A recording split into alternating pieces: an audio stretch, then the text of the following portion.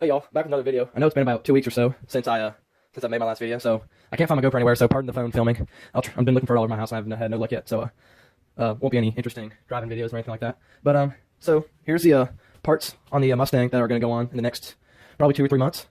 So to start off, I guess we can start off with this with these rear gears for the forward 9-inch. Right now it's got 275s in it, which is absolutely atrocious for getting any good speed. Right now it does 0 to 60 in about 9 seconds. With this new gear, it should be able to shave off 1 or 2 seconds. So 0 to 60 in 7 seconds, which will be pretty impressive and pretty nicely quick.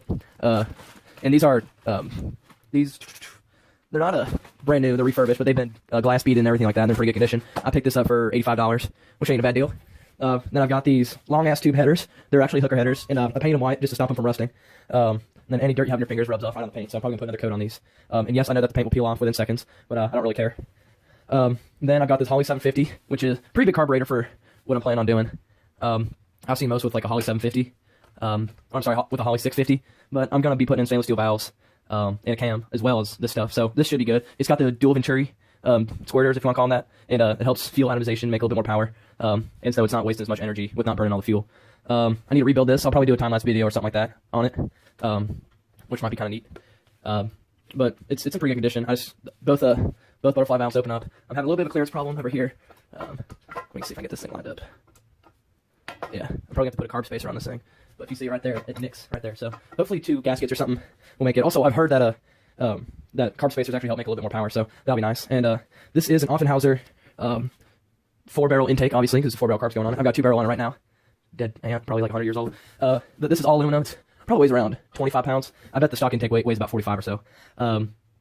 And quite frankly, I'm not sure. This thing's pretty symmetrical. I'm not sure how this is supposed to line up on here. I don't know if this is the front or this is the front, but we'll find out.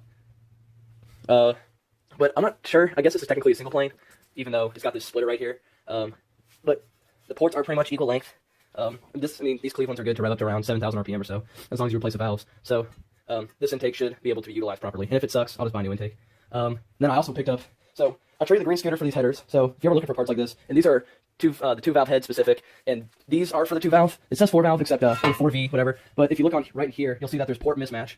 And the ports that these were on, I'm pretty sure these are for 2-valve, and these ports right here, this is just the overhang from the 4-valve heads that were on it. But I'm pretty sure these are designed for the 2V heads. And if not, it's not too big of a deal. There won't be too much turbulence since the blockage. Well, there'll be a little bit of turbulence, but it won't be too much. And if it once again runs like shit, I'll just get a new intake. And I also picked up these mag wheels. I think they're pretty slick. Picked these up for $100 for all 4. I got 2 other ones over there.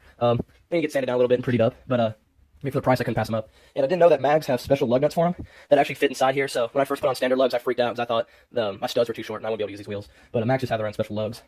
But yeah, these are 14 by 8s, and I'll post a picture of the car right now with the wheels.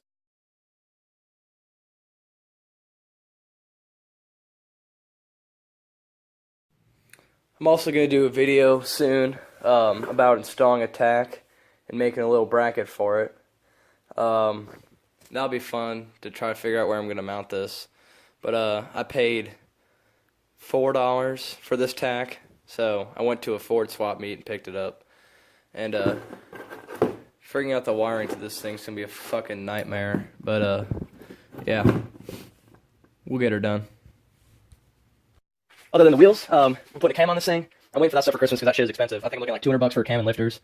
And then Cleveland's have this fatal flaw. They have multi-groove 2-piece valves. So that means that the stem of the valve and the actual valve itself, or the actual, I guess you call it the hat of the valve, they're actually welded together and they're prone to break apart. And that multi-groove isn't good for drag racing, or isn't good for any kind of high performance, because once a rocker arm starts pushing down on it, those multi-grooves tend to let go and the valve will go into the cylinder, hit the piston, and get jammed up in the head and do a ton of damage. So I'm doing in some new valves. Those are about $220 plus the retainers from Alex Parts, which I'd much rather spend the $200 or the $120 on that than spend the $800 on a new engine off Craigslist.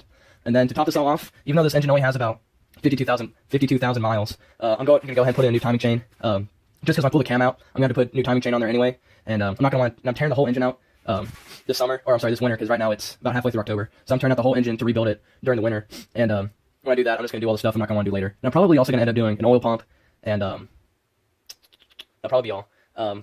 But just some safety parts just to stop this engine from tearing itself apart, since it is just about 50 years old. Other than that, that's pretty much all I've gotten in line for the car now. And of course, shit breaks, and I'll have to fix it later. But at least mechanically, this is all I'm going to do. But I'm also going to replace the rear passenger fender because it's fucked up. And I'm also having a guy weld a new roof on for me, because if you haven't seen, excuse me, it's a convertible, which is kind of cool, I guess. Except the only problem is that it doesn't convert back to have a roof on top. But yeah, that's all I've got in line for this car now, and I'll try to find my GoPro so I can get a good video other than that shit Trevor sent me. So until then, I'll see y'all later.